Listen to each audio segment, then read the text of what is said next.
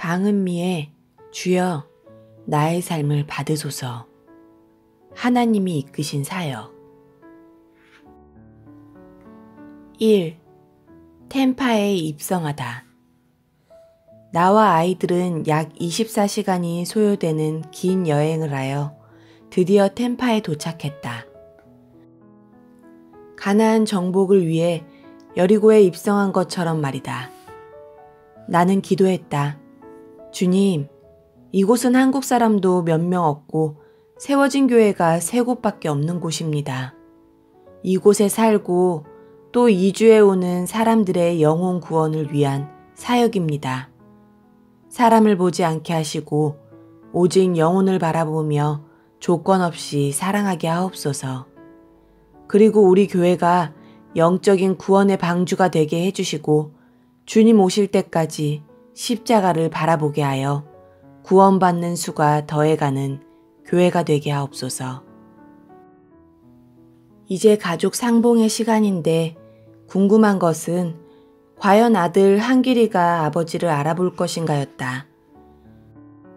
평소에 아빠 사진을 보게 하고 아빠 목소리 녹음을 듣게 하여 머리에 기억하게 했었다. 아빠를 만나서 행복하게 만들어주기 위해서. 드디어 템파 공항에 도착하여 출구로 나왔다. 출구로 나오니 교회 교인들이 한 5명가량 마중 나와 있었다. 이렇게 늦은 밤 우리들을 위해서 나오신 분들이 정말 고마웠다. 감사하다는 인사를 주고받고 있는데 한길이는 두리번거리며 누가 아빠인지를 찾고 있었다. 5명의 남자와 아빠, 6명의 남자 사이를 왔다 갔다 하면서 아빠를 찾고 있었던 것이다. 그런데 조금 있더니 아빠 앞에 가서 나지막한 목소리로 아빠를 쳐다보면서 아빠 하는 것이다. 서울에서 아빠 사진을 보고 아빠의 얼굴을 익히게 되어 쉽게 찾았던 것이다. 그래서 모두 아빠를 부르는 한길이를 보고 있었고 아빠는 눈이 둥그레지면서 곧 아들을 안아주었다. 서먹서먹한 아버지 품에 안겨서도 계속 아빠 얼굴을 빤히 쳐다보는 아들 한길이. 이 장면이 아버지와 아들의 첫 상봉의 순간이었다. 나는 생각했다. 어제까지 그렇게 오지 않기를 고집하던 나였다. 그런데 이렇게 아이들과 아빠가 함께 기뻐하고 행복해하는데 지나치게 내 상황만 고집했었구나 하고 생각했다. 그래, 나 혼자 희생하니까 4명의 가족이 이렇게 행복해하는구나 하면서 말이다. 드디어 템파 생활이 시작되었다. 이제 막 숙소로 가는 차를 타고 아파트로 향했다. 아버지를 만난 아이들은 좋아서 뒷자리에서 즐거워하고 있었다. 그런데 조금 있다가 남편이 나를 부른다. 여보. 왜요? 내 말 잘 들어? 말해보세요. 이제부터는 벙어리가 되어야 해요. 그리고 보아도 못 본 것 같이 장님이 되어야 하고 내가 들어도 모르는 척 귀머거리가 돼야 해요. 뭐라고요? 나는 어떤 다정한 말이 나오기를 기다렸다. 그동안 고생했어 라든가 오늘하고 고생이 많았지? 라는 인사나 위로의 말이 나올 줄 알았다. 그런데 뚱딴지 같은 그것도 사람 잡는 것 같은 말을 하는데 나는 기가 콱 막혔다. 여보, 나를 이렇게 바보 만들자고 미국에 오라고 했어요? 도대체 당신 나를 어떻게 생각하고 이런 말을 나에게 해도 되는 거예요? 내가 말쟁이입니까? 이간쟁이입니까? 또 내가 어디 사람 앞에 나대는 사람입니까? 실제로 나는 평소에도 남의 말을 하는 그런 사람이 아니었다. 그런데 남의 말하기를 신나서 입에 달고 사는 사람들, 또 그것을 즐기는 사람들도 있다. 그러니까 앞으로 어떤 사람을 만날지 예측할 수 없기 때문에 마음을 단단히 하라는 말이었다. 여보, 도대체 무엇 때문에 첫 만남부터 그런 말을 하는 거예요? 아니, 당신이 그런 사람이라는 것이 아니라 목회 현장에는 생각 밖의 일들이 발생한다는 말이지. 안 한 말도 했다고 하면 뒤집어 써야 하니까 교인들하고 싸우겠어. 그러니까 그런 문제에 휘말리지 않으려면 아예 벙어리가 되어야 한단 말이야. 그리고 들어도 못 들은 척하는 귀머거리, 보아도 못 본 척하는 장님이 되어야 한다는 뜻이야. 목회할 때 이런 자세로 하자는 말이지. 그래서 그렇게 말한 거야. 남편이 한 말로 목회 현장이 바로 영적 전쟁터라는 것을 느끼기에 충분한 말이었다. 물론 나도 남편의 그 말뜻을 충분히 잘 알고 있다. 나도 서울에서 전도사 생활을 몇 년 동안 했었지 않은가. 이미 그런 생활과 입장에 대해서는 훈련이 되어 있었다. 만약 내가 그런 사람이 아니었다면 정말 사모 때문에 교회가 문제가 되는 일들이 얼마든지 있었을 것이다. 목회는 영적 전쟁이기 때문이다. 그러나 30년 목회할 때까지 나의 실없는 말 때문에 목회가 어려운 일은 한 번도 없었다고 기억한다. 내가 착한 사람이든 또는 내가 남편의 말에 순종을 잘했든 간에 말이다. 우리는 실제로 죽었던 영혼, 병든 영혼을 치유하며 심령을 새롭게 하는 사역이었다. 몇 명 안 되지만 그들의 영혼을 구원하고 예수 신앙으로 살게 하며 하나님의 말씀으로 교육하는 사역이었다. 바로 젖먹이 같은 교인들을 목회하는 개척 교회였기 때문이다. 그 당시 교인들은 아기 같은 교인들이 대부분이었고 그래서 작은 일에도 시험이 잘 들었다. 그리고 교회 봉사할 때에도 교인들 간의 경쟁심으로 일하다가 시험에 들어 교회를 떠나는 일도 있었다. 모든 일에 원망과 시비가 없이 하라. 빌립보서 2장 14절. 옛날이나 지금이나 교회에서 누구든지 자기 성질대로 발산하는 기싸움이 얼마나 흔하게 벌어지고 있는가. 사실 내 자신도 초신자였을 때 이런 상황에서 부끄러운 짓을 했던 사람이 아니었는가 말이다. 이 교회만 교회야? 자기 기분에 맞는 교회를 찾아 보따리를 들고 돌아다니는 보따리 교인들, 늘 살얼음판을 걸어다니는 것 같이 마음을 졸이는 긴장과 불안한 상태에서 지냈었다. 믿음이 없는 교인들이 시험에 들면 화풀이 대상이 필요했었나 보다. 그런데 그 화살이 나에게 오는데 엉뚱한 말들이 들려오는 것이었다. 나는 이곳에서 졸지에 딴따라가 되었다. 또 내 이름은 딴따라 사모가 된 것이다. 뒤에서 들려오는 말들은 이러했다. 딴따라가 무슨 사모 노릇을 해. 딴따라가 무슨 목회를 해. 딴따라 짓이나 하지. 그가 곤욕을 당하여 괴로울 때에도 그 입을 열지 아니하였으며 마치 도수장으로 끌려가는 어린 양과 털 깎는 자 앞에 잠잠한 양같이 그 입을 열지 아니하였도다. 이사야 53장 7절. 정말 나는 벙어리가 되어야 했다. 예수님께서 십자가 앞에서 침묵하셨듯이 말이다. 나도 잠잠히 십자가를 바라보고 따라가야 했다. 그런데 나를 지목하여 이런 말들을 하는 것은 나를 향한 사단의 공격, 사단의 참소였다. 나는 주의 길을 가기 위해서 딴따라의 길을 버린 사람이었다. 그런데 딴따라를 들먹이면서 종의 신분을 추락시키는 것은 정말 용납하기가 힘들었다. 예상치도 못했던 공격을 당하는 나는 상대할 방법도 없이 조용히 당하기만 해야 했다. 다만 내가 개척의 현장에서 종의 모습을 보여주는 것이 승리하는 길이라는 것을 알기 때문이었다. 스트레스라는 표현은 우리에게는 전혀 해당되지 않는 멋진 단어였다. 그런데 시작부터 정말로 숨이 멎는 것 같은 긴장과 조여드는 압박감 속에서 앞날이 보이지 않는 길고 긴 그 길이를 분간할 수 없는 캄캄한 터널을 통과해야만 했던 고통들도 전개되고 있었다. 내가 우물 안의 개구리였는지 온실 속의 화초였는지, 세상에 이렇게 굳어져 버린 인격들도 있구나.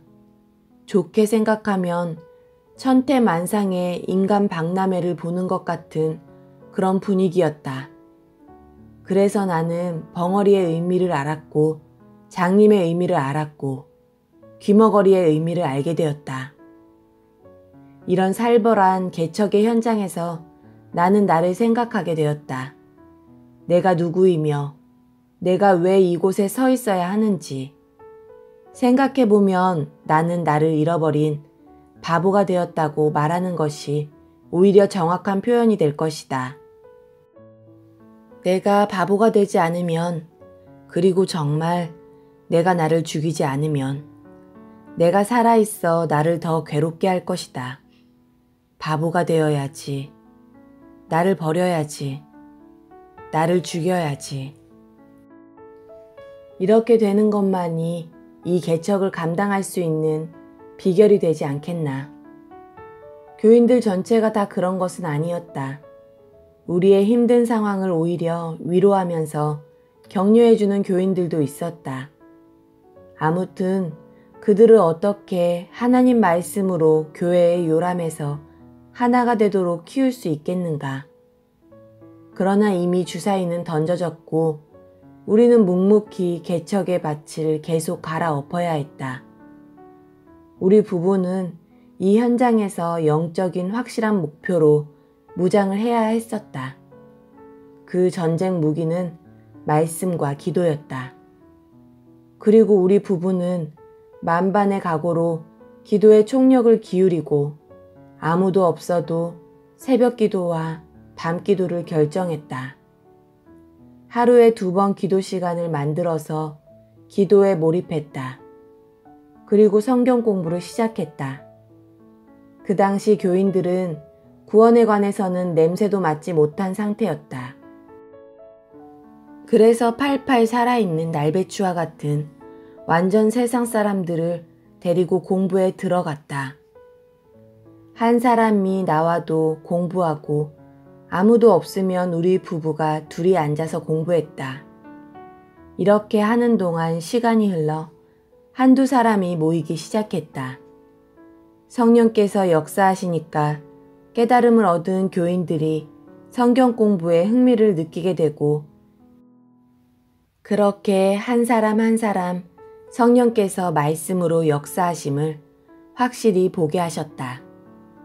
그리하여 성경 공부에서 날배추들이 성령의 기름으로 서서히 튀겨지기 시작하였다. 그러는 중에도 영적 전쟁은 끝도 없이 계속 진행되고 있었다. 2. 거룩한 부담감의 고통. 나는 개척이라는 이름으로 실상 이민 생활을 시작하게 된 것이다. 개척교회는 영적인 가나안이었으며 개척은 우리들에게 미지의 땅이 되었다. 그 사역은 자비량 개척이었다. 따라서 하나님께서 지금까지 주셨던 모든 것을 다시 주님께 환원해 드려야 하는 실정이었다. 이렇게 경제적 부담을 가져야 하는 상황이 우리 앞에 입을 딱 벌리고 기다리고 있었다. 곶감을 빼먹는다는 말이 생각이 났다. 누가 이 사정을 알겠는가? 그렇다고 개척을 위한 어떤 후원자도 없었다. 그러자 우리는 누구에게도 손을 벌려 이런 힘든 상황을 말하지 않았다. 이런 상태가 계속되니까 내 마음은 영적인 기근에 빠지게 되었다. 날마다 기도를 해도 성경 묵상을 해도 내 마음이 편치 않았다. 하나님께서 나를 다 보고 계신다는 것을 알면서도 나는 점점 메마른 나날을 지나고 있었다. 나는 하나님의 뜻이라고 하는 남편의 말에 순종하고 사역을 진행하고 있지만 이 현실 앞에서 나를 향하신 하나님의 뜻을 발견하기가 힘들었다. 그래서 나는 하나님을 향해서 시험이 들었다고나 할까? 잘 나가던 나의 모든 사역을 몽땅 끊게 하시고 두 손 두 발을 꽁꽁 묶는 것 같이 하셨는데 하나님께서 나를 한국에서 미국으로 몰아낸 것 같았다. 혹시 버림받은 것이 아닌가? 하나님은 나를 사용하신 것은 여기까지인가? 별의별 생각으로 내 마음속에는 이 상황에 대하여 불평, 불만, 원망으로 채워지기 시작했다. 그런데 남편은 계속 대책 없는 말만 하면서 오히려 나를 책망했다. 우리에게 주신 물질은 다 하나님께로부터 온 것이고 주께서 쓰시겠다 하면 아낌없이 드려야 해요. 그리고 그것은 천국 확장을 위한 거룩한 투자가 되는 것을 생각합시다. 앞으로 우리뿐만이 아니라 우리의 자녀들에게도 하나님께서 크게 보상하시고 큰 복을 보장하실 거라 믿소. 그 정도는 잘하는 사람이 왜 불평을 하는 것이오? 하나님께 드림으로 후일에 어떤 복을 받게 될지 생각해 보았소? 그 당시는 미국으로 송금하는 것이 어려웠다. 1년에 한 사람이 5,000불을 그것도 한 번밖에 보낼 수 없는 시대였다. 그래서 나는 믿을 만한 여러 친구들을 통해 개척을 위한 헌금을 1년에 2번씩 미리미리 송금할 수 있도록 부탁했다. 특히 몇 친구가 꾸준히 송금해 주었던 것을 생각하면 지금도 진심으로 감사하고 있다. 그 친구들의 선행이 교회를 세우는데 하나님의 손길이 되어 개척의 필요를 해결할 수 있게 했다.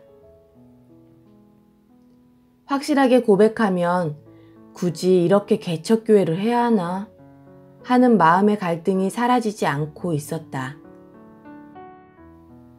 그래서 이 개척을 위해서 경제적 부담을 가져야 한다는 것이 나를 무척 힘들게 했고 또 나는 살림을 하는 여자이기에 자비량 개척이라는 상황이 나에게 엄청난 압박감을 주고 있었다. 그것은 개척 상황이 앞날에 대한 보장이 투명하지 않은 실정이었기 때문이다. 그런 상황에서 대책 없는 현실적인 경제적 부담과 내일에 대한 불안한 마음으로 나는 남편과 자주 다투었다. 혼자만의 착각인지는 몰라도 물질관에 대해서는 나도 훈련이 잘 된 사람이라고 생각했다. 그런데 자비량 개척에 대해서는 기도하지도 않았고 구체적으로 준비된 마음이 없었던 것이 사실이었다. 실제로 이주하기 전에 반대했던 것이 어머니 문제가 컸지만 현실적으로 자비량 개척이 될 것을 내다보고 있었기 때문에 마음의 부담이 컸던 것도 사실이다. 나는 남편에게 우리가 가지고 온 돈으로 사업을 해서 교회 개척을 위해 돕겠다고 했다. 그 돈이면 작은 사업을 서너 개는 충분히 할 수 있었다. 또 주변에 사업하는 사모들도 있었기에 나도 사업하면서 남편을 도울 수 있다고 생각했다. 그래서 나도 그렇게 하겠다고 말했다. 그랬더니 당장 싸움할 듯이 우리가 교회를 개척하는데 사역에 집중해야지. 주의 종이 장사하면서 어떻게 교회를 세우겠다는 거요? 주신 것을 정성껏 하나님께 드리면서 하나님의 은혜 받을 그릇을 만들어야 해요. 라는 것이다. 당신이 하나님을 사랑한다고 말하는데 하나님을 위한 희생이 없는 사랑은 그냥 말뿐이요. 희생하는 것을 통해서 하나님 사랑함을 증명하는 것인데 희생할 생각은 없고 생활에 대한 걱정만 하고 있으니 정말 당신이 주의 종인지 깊이 생각해 보시오. 우리의 희생을 통하여 하나님께서 앞으로 교회에 이루실 놀라운 비전을 바라보라는 말이오. 남편은 이렇게 쏘아붙이면서 다시는 그런 말 하지 말라고 하는 것이었다. 나는 남편의 그 말들이 야속하기만 했다. 나도 그런 이론은 다 안다. 그러나 현실적인 상황이 나의 믿음을 지탱할 수 없을 정도로 힘에 겨웠다. 아직도 내 믿음이 이렇게 연약한가? 그래서 나는 당신의 생활이 전혀 기쁘지를 않았다. 또 이제는 전도사가 아닌 사모의 사역을 감당해야 하는데 나는 사모 경험이 없는 사람이 아닌가. 그래서 사모 사역에 대한 불안한 마음이 또 나를 휘감고 있었다. 성도들의 손과 발이 되어야 하고 상황에 따라 어떤 희생도 각오하고 있어야 했다. 뿐만 아니라 어떤 상황이 나에게 임할지 한치 앞을 예측할 수 없는 것이 무척 불안하였다.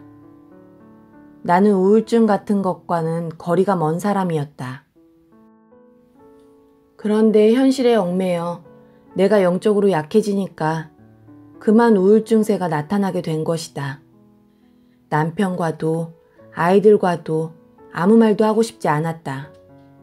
그냥 병든 병아리같이 계속 쪼그라드는 것 같은 영적인 건강에 위기가 찾아온 것이다. 나는 기도했다. 하나님, 나를 왜 이렇게 힘든 사역을 하라는 것입니까?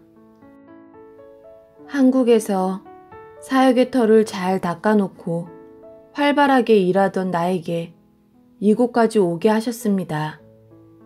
그런데 이곳 사역이 내게는 너무 힘듭니다. 정말 내가 이곳에 온 것이 하나님의 부르심입니까? 나는 매일 이렇게 한국으로 돌아가고 싶은 마음으로 기도하고 있었다. 그때 나는 독일의 순회 집회 때 바움 홀더에서 제서원했던 하나님의 부르심이 생각났다. 내가 너를 쓰기 원하노라.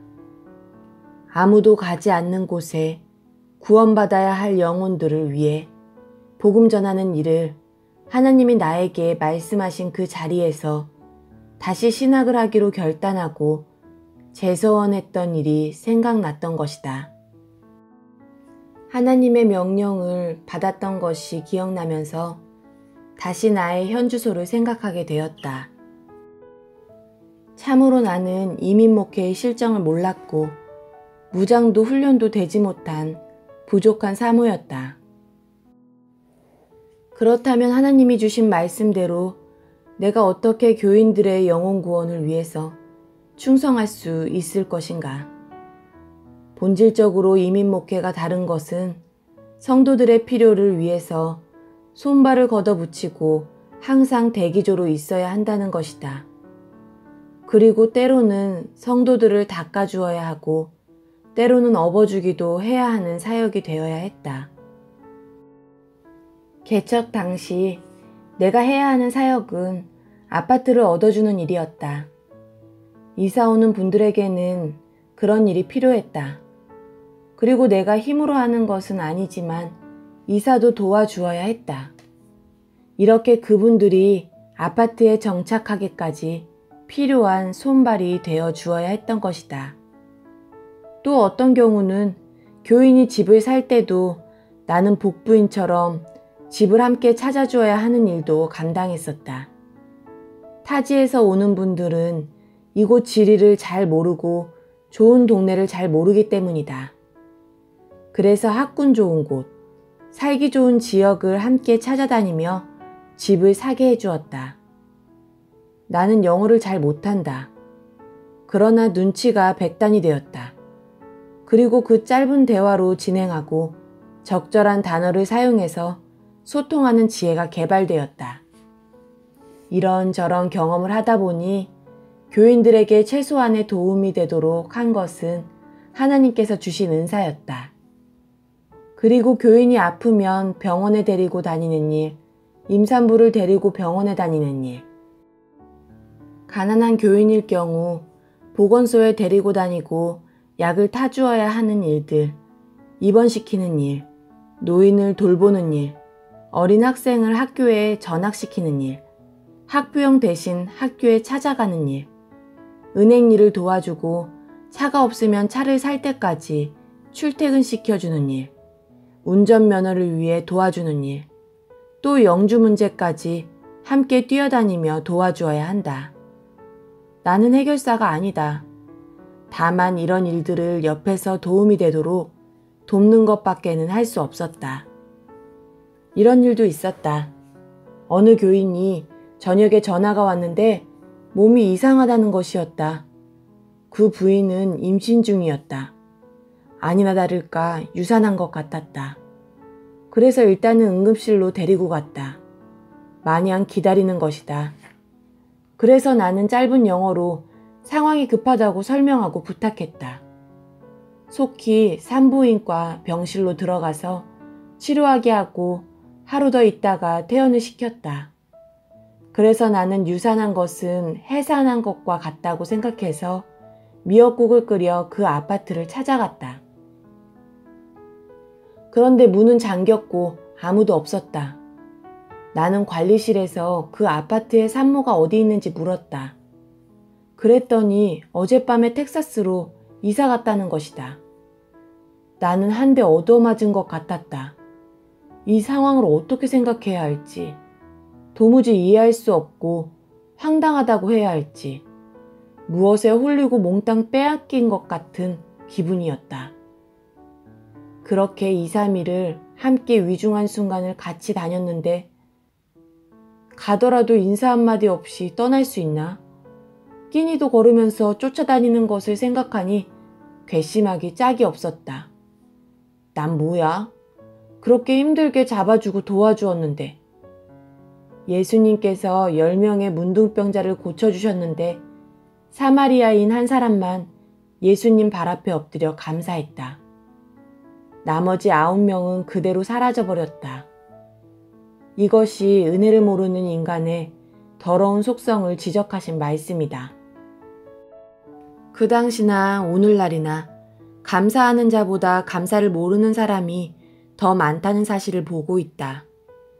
그래서 목회는 일반적인 예의라든가 어떤 기대 같은 것은 절대로 생각하지 말아야 함을 공부했다. 이런 현실이 예측할 수 없는 미지의 땅, 개척의 현장이라는 것을 말이다. 이 영적 전쟁은 외부 상황과의 투쟁도 있지만 내 안에 있는 나와의 투쟁도 있었다. 이런 상황쯤이야 밟고 일어서야 승리할 것이 아닌가. 상황에 잡히고 감정에 묶이면 내가 어떻게 투쟁을 하겠는가. 주여, 사모로서 부족하고 훈련되지 못한 이 여종에게 은혜와 지혜를 주셔서 감당할 수 있게 하옵소서. 불쌍한 영혼들을 향해서는 눈높이를 낮추어 주시고 영적 싸움에서는 영적인 눈을 높이 들어 보게 하옵소서. 영혼이 생명을 얻는 구원사역을 담대하고 힘있게 하게 하소서. 들깨 같은 영혼들, 고삐 풀린 망아지 같은 영혼들, 여우같이 야가 빠진 영혼들, 돼지같이 이기적인 영혼들, 수많은 종류의 영혼들을 그들의 눈높이로 바라보며 품고 소화하고 또 소화해야 했던 것이다. 그러나 골치 아픈 이런 종류의 영혼만 있는 것이 아니었다. 정말 상하고 찢기고 아파하는 가엾은 영혼들도 곁에는 많이 있었다. 병들고 소외당하고 억울함에 고통하는 영혼들도 있었다. 우리는 그렇게 불행을 경험하고 있는 영혼들을 끌어안고 위로하며 함께 울어야 했다. 그리고 악령에 억눌려 허덕이는 처참한 교인도 있었는데 나는 신방 가기가 무서울 정도였다. 완전히 사단에게 얽매여 있듯이 집안을 모두 시커멓게 막아놓고 그 속에서 기거하고 있었다. 그런 다양한 영적 상황을 우리가 어떻게 해결할 것인가? 이것이 거룩한 부담감이었다. 그런데 이 영혼들을 위해 예수님이 이 땅에 오셨기 때문에 예수님의 능력을 의지하여 기도할 수밖에 없었다. 주의 성령이 내게 임하셨으니 이는 가난한 자에게 복음을 전하게 하시려고 내게 기름을 부으시고 나를 보내사 포로된 자에게 자유를, 눈먼 자에게 다시 보게 함을 전파하며 눌린 자를 자유케 하고. 누가복음 4장 18절. 이르시되 기도 외에는 다른 것으로는 이런 종류가 나갈 수 없느니라 하시니라. 마가복음 9장 29절. 나는 불쌍한 영혼들을 끌어안고 기도하기 시작했다. 부족한 여종을 불러내셨사오니 주의 성령의 능력으로 모든 일을 감당하게 하옵소서. 악한 영에게 포로되고 억눌린 불쌍한 영혼들에게 자유함과 구원의 기쁨을 얻게 하는 능력을 주시옵소서. 음부의 권세가 이기지 못하는 주님의 십자가의 권세 있는 교회가 되게 하시고 모든 영혼들을 말씀으로 훈련하고 온전한 주의 백성의 삶을 살게 하는 사역을 감당케 하소서. 그들이 말씀으로 변화되는 새 성령의 역사를 이루게 하시고 말씀으로 교회의 터를 굳건하게 세워주소서. 그리하여 십자가 탑을 높이 세워서 주님의 승리로 승리하는 교회가 되게 하옵소서. 십자가를 바라보는 모든 영혼이 구원받는 역사가 살아 움직이는 교회가 되게 하옵소서. 예수님의 이름으로 기도합니다. 방은미에 주여 나의 삶을 받으소서. 하나님이 이끄시는 사역. 1. 템파에 입성하다. 2. 거룩한 부담감의 고통.